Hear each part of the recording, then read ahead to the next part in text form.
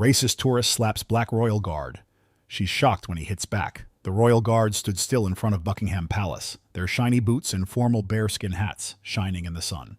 The famous scene was crowded with tourists like bees, who kept clicking their cameras as they looked at it. Elaine Prescott, an American woman, was one of them. Her sharp, rude voice cut through the crowd.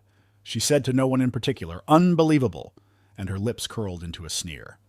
"It looks like these guards are robots. What do they do besides look stupid?"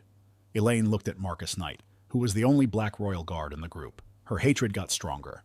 Ignoring the chain obstacles that were supposed to keep people from getting too close, she pushed forward, her high heels clicking on the ground. "Hey, you!" she barked and pointed right at Marcus, but he didn't move. He didn't move, but the muscles in his jaw got tight. Elaine was not happy. "Hey, listen up. What's wrong? Not even able to talk?" "That's normal," she said, her voice full of snobbery. People in the crowd started to pay attention, and whispers spread as cameras slowly turned to the scene. A man asked his wife in a low voice, "What's wrong?" "She's about to regret this," said someone else in a whisper. Elaine took another step, getting just inches away from Marcus. She yelled, "Look at me when I talk to you," her voice getting louder. She raised her hand and hit Marcus on the cheek when he didn't move. The sound echoed and shocked everyone in the crowd to silence. People in the crowd let out gasps. It looked like time had stopped for a moment. Marcus then got up. Taking his time, he slowly turned his head to look at Elaine. Even though his eyes were burning with quiet anger, he kept his cool. His speech was authoritative and calm at the same time. "You broke the rules of the Queen's Guard." Elaine blinked, and her shock quickly turned to anger. She laughed and said, "Oh, please. What are you going to do about it? Just stand there and take it?" Marcus didn't answer. Instead, he quickly and carefully tapped the ritual gun that was lying next to him on the ground, making a sharp metal clang that echoed through the room. Right away, 2 more guards broke out of their line and walked up to them, making their presence clear. The smug look on Elaine's face broke. As she took a step back, she became aware of how angry the people watching were getting. Whispers turned into spoken words. Now she's in trouble. She deserves it. The guards circled Elaine and moved in an exact and commanding way. One of them told her, "Ma'am, step back." Elaine wasn't done yet, though. "Take a step back? Me? I'm an American. Do you have any idea who I am?" The anger in her words made her snap. Marcus then took a step forward, throwing a long shadow over her. Even though she was being rude, the force of his gaze made her step back a little. "What you're doing is wrong. You're going to leave now," he said in a firm but sharp voice. Elaine was about to say something back, but before she could, one of the guards pointed to a nearby police officer and pointed him through the crowd. Elaine felt like she was under a lot of pressure at the moment. Her pride was starting to break under the pressure of being embarrassed in public. When the officer got close, Marcus spoke again. This time, his words were clear and well thought out. "This is your last warning." Everyone in the room was on edge, waiting to see what would happen next. As the whispers in the crowd got louder, Elaine's face turned red in anger. The police officer had reached out to help her leave, but she jerked her arm free. Her voice could be heard over the noise. "Don't touch me! I did nothing wrong." She lost it and turned back to Marcus with a glare that could cut through steel. "Do you really believe that you are that important?" The man was just dressed up and acting like he was important. Marcus stood still, and his face was a mask of discipline that no one could read. Even though he kept his symbolic gun by his side, it was clear that he was tense. The crowd watched in rapt silence, with many of them recording the situation on their phones. Taking another step toward her, Elaine spat, "You can't even speak for yourself. Look at how still you are, like a puppet. Do something." Marcus was taught to be calm, and he did what he was told with all his heart. He had tightened hands and fire in his eyes, which told a different story. Elaine seemed determined to push this story to the limit.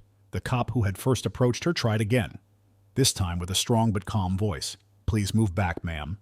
You are getting in the way of important family business." When Elaine looked at him, her eyes got narrow. "Business with the king? This is just a cheap place for tourists to visit." She made crazy hand motions to the guards.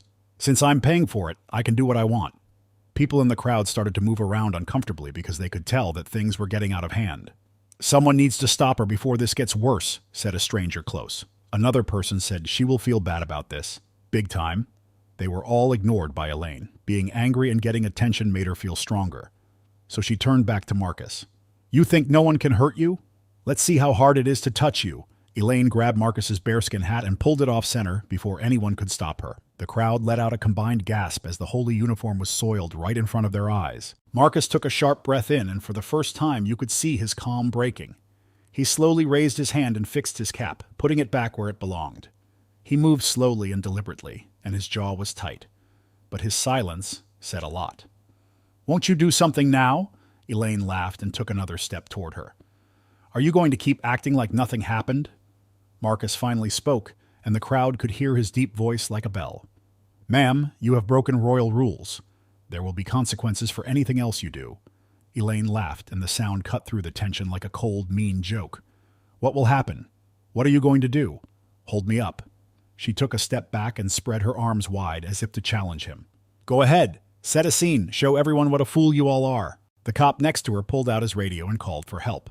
The crowd pushed closer because they were interested and didn't want to miss out. Marcus looked like he was about to lose his temper, and everyone was looking at him. Suddenly, Elaine reached out and touched the shiny wood of the ritual gun that was slung over Marcus's shoulder. The move was quick, careless, and completely out of the blue. In an instant, Marcus did something. He turned away with an exact move, keeping the gun out of her reach. His voice spoke through the confusion. It was clear and strong. "Take a step back, right now." The power in his voice stopped Elaine in her tracks. There was a flash of doubt on her face for the first time. The crowd broke into whispers, and you could feel the anxiety. Elaine was hesitant, and Marcus's unwavering look made her confidence weaken. But she couldn't give up because of her pride. "You think you can scare me?" she asked in a low voice that didn't sound quite so mean. The cops were then called back, and 2 officers made their way through the crowd. Marcus didn't move and kept his eyes on Elaine, as if he were daring her to do something wrong. Elaine looked between Marcus and the cops who were coming up behind her, and her confidence was fading. The crowd wondered for a moment if she would finally give up. She sneered at the cops and said, "I haven't done anything wrong. You should put him in jail."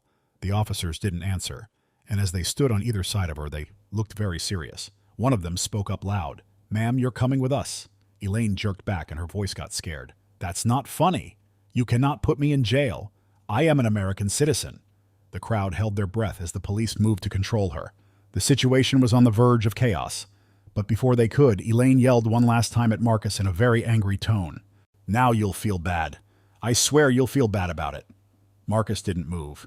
He was back to normal. But as the police started to lead Elaine away, he kept looking at her and his face showed a flicker of something that couldn't be read. The crowd broke up to let the police through. It was now tense and exciting. As Elaine was being taken away, her cries becoming less clear, there was a wave of uneasy clapping from the people watching. Marcus did not move. He was calm in the middle of the storm. But as the crowd split up and talked about what they had seen, one question stayed in the air. What is going to happen next? There was a different vibe around Buckingham Palace. The original shock of Elaine's outburst had changed into an electric tension, with people whispering and rushing to talk to each other as the crowd split up. While Elaine was being led away in handcuffs, cameras kept on Marcus. You could still hear her screams in the background. "I'll get your job. Can you hear me?" she yelled and twisted against the cop's strong grip. "This isn't over yet." Marcus did not move. His training had kept him grounded in place, but his mind was racing even though he seemed calm. There had been rude tourists who had insulted, slandered, and even touched him before, but nothing so blatant. The cops took Elaine and left through the palace gates. One of the other guards moved closer to Marcus and spoke quietly. "Are you okay, mate?" Marcus gave a short nod, but his eyes were still on the road ahead. He quickly replied, "I'm fine." Truth be told, he wasn't sure how good he really was. Inside the police car that was carrying Elaine, too, the mood was just as tense. Elaine was angry and sat in the trunk with her arms crossed. The police took her phone, which kept buzzing in her pocket, but she couldn't use it. She growled at the cop in the passenger seat and said, "You'll regret this." "Do you know who I am?" The cop, a middle-aged guy with graying hair and tired eyes, didn't even turn around to look at her.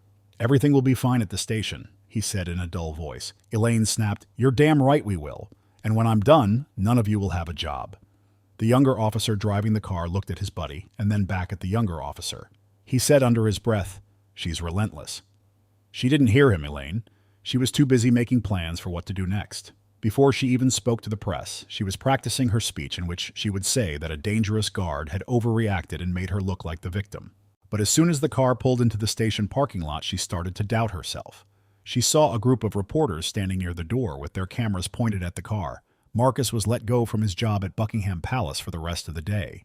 His superior officer walked up to him, but his face was too blurry to read. "Knight, the guys above you want to talk to you," the officer said in a stern voice. Marcus got stiff. "About what happened, sir?"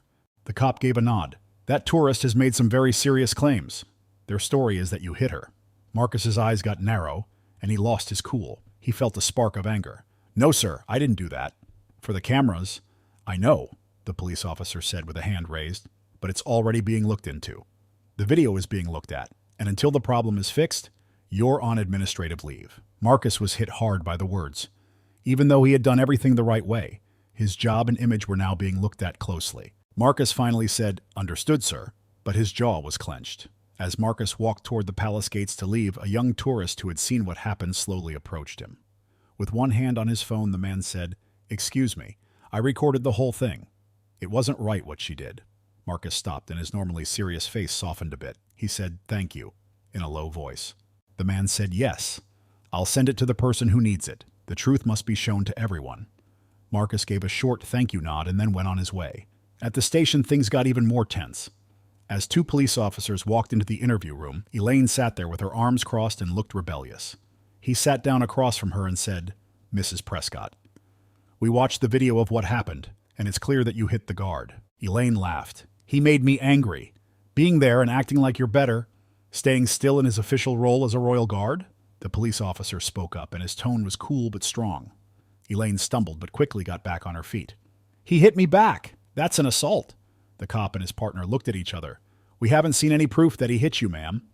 In fact, the video shows that he responded with a lot of control even though you did something wrong." Elaine's face turned red. "I'm telling you, he hit me.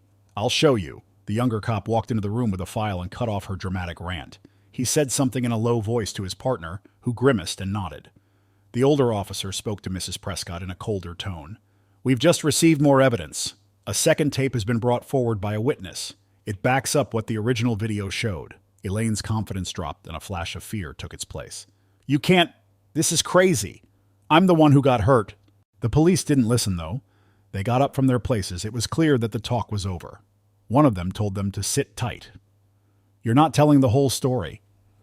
Elaine was scared and left alone in the room. She went to London hoping to be admired and spoiled. She was now at the center of a growing story around the world. Marcus sat in silence at home and stared at his phone as words of support came in from people who had been at the palace. The videos were already going around the internet, and people were starting to feel better about him.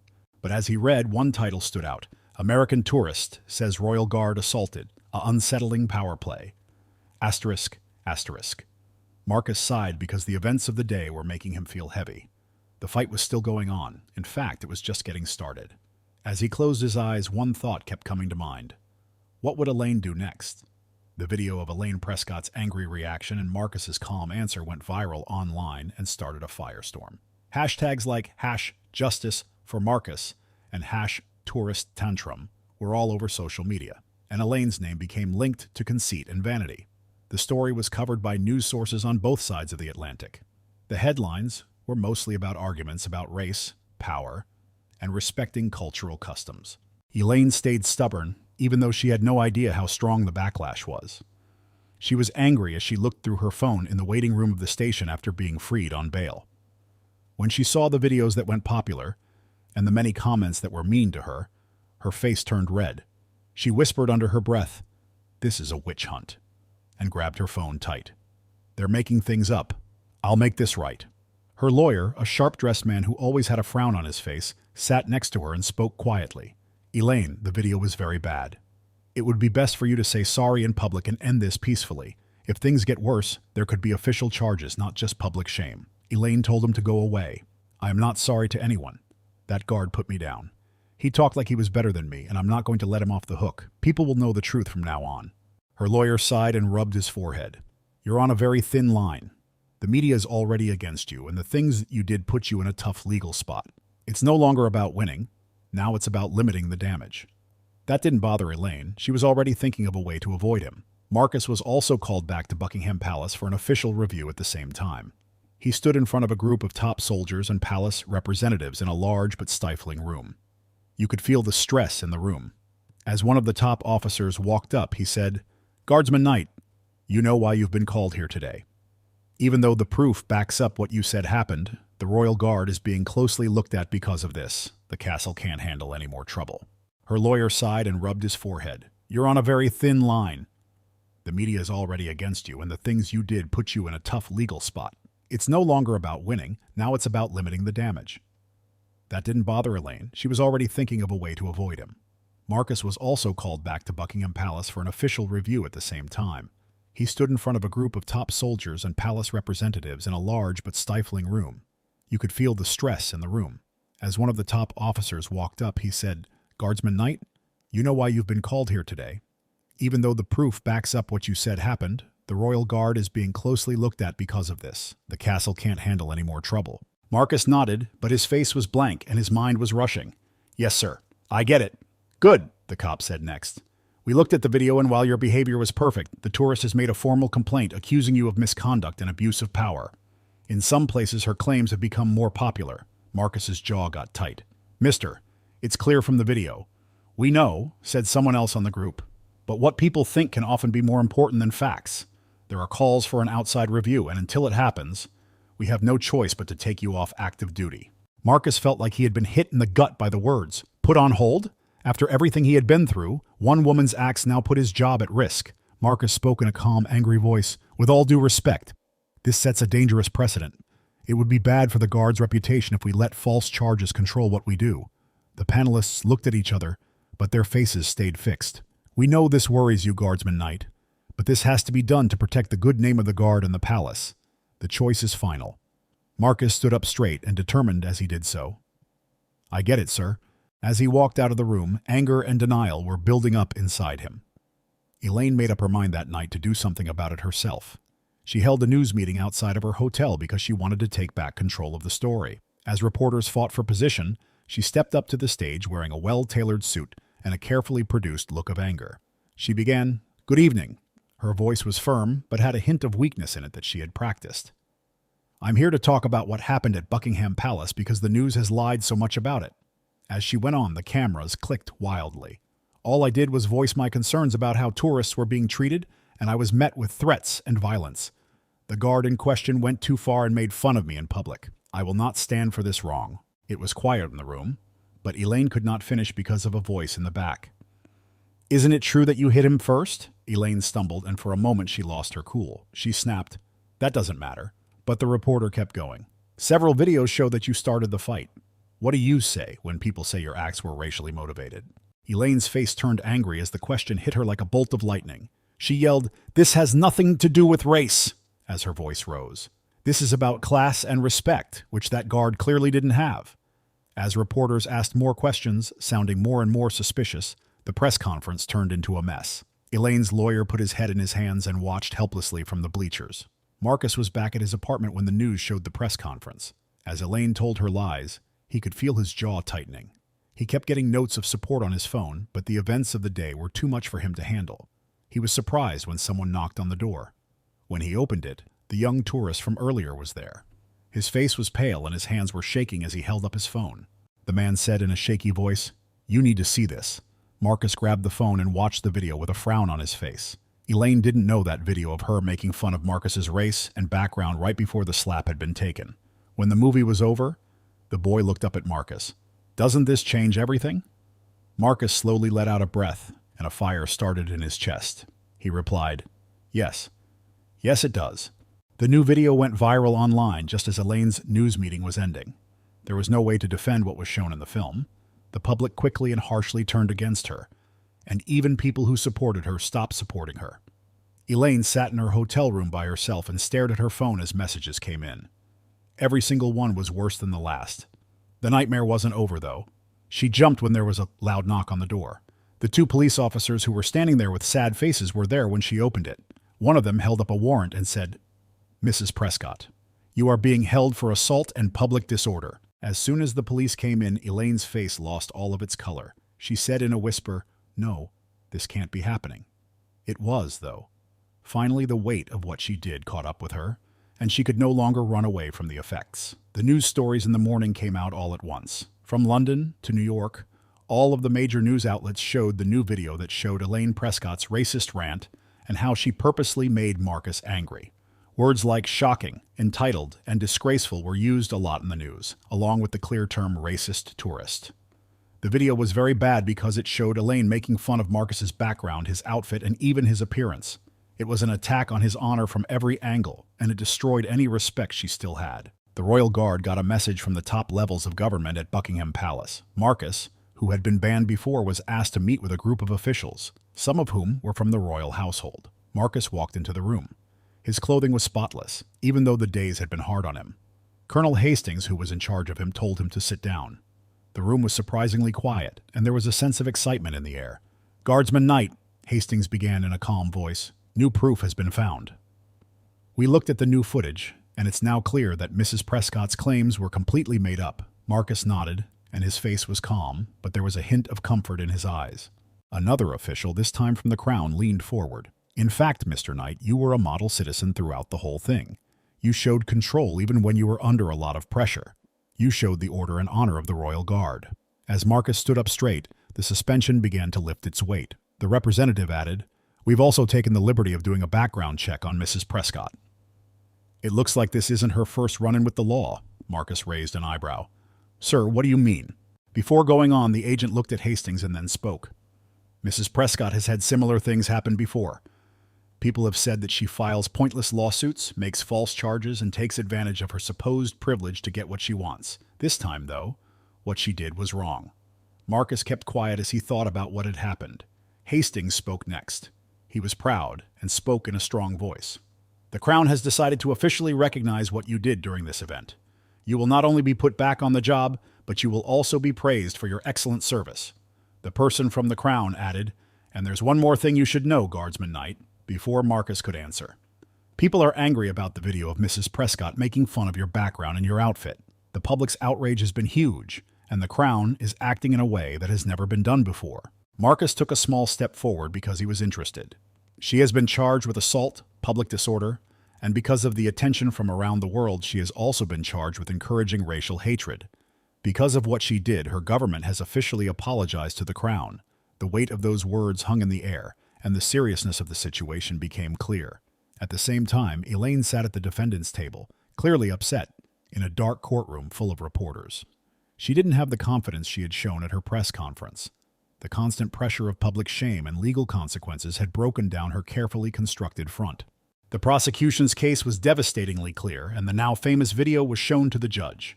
The room shook with shock as Elaine's mean words filled the air. Her voice shook when it was her turn to talk. She stuttered, I didn't mean any harm," but the words didn't mean anything. The judge's gavel sounded, and the case was over. "Mrs. Prescott, what you did was not only illegal, it was also very bad for you. This court thinks you're guilty of everything." Elaine's face scrunched up as the sentence was read. A big fine, having to go through sensitivity training, and not being able to leave the UK for 2 years. Later that night, Marcus stood in front of a huge group of cameras outside Buckingham Palace. It had just been reported that Marcus had been reinstated and given an award. On either side of him stood his superior officer and people from the Crown. Marcus started. "I want to thank the public for their support." His voice was steady but quiet, full of pain. "This has been a hard time, but it has taught me how strong it is to be humble and follow rules." "Do you have anything to say to Mrs. Prescott?" yelled a reporter from the crowd. Marcus stopped and kept his eyes steady. "I don't want to talk about that with her. The things she does speak for themselves. Respect, kindness, and decency are ideals we all need to keep, though. I hope this serves as a reminder." People cheered, and the moment was caught on camera and shown to millions of people. A boy in the crowd called out, "Thank you, Marcus," as Marcus walked back toward the palace gates.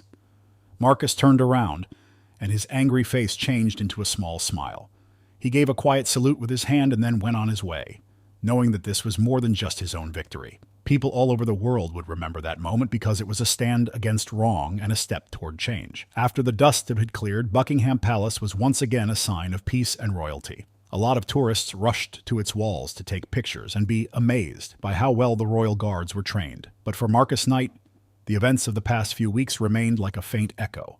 They reminded him of how fragile respect is and how strong he needs to be to protect it. Marcus sat on a park bench next to the Thames and watched the water flow slowly by. The air was cool and crisp, making me feel like I could start over. Even though he was officially back at work, he hadn't gone back to his old tasks yet.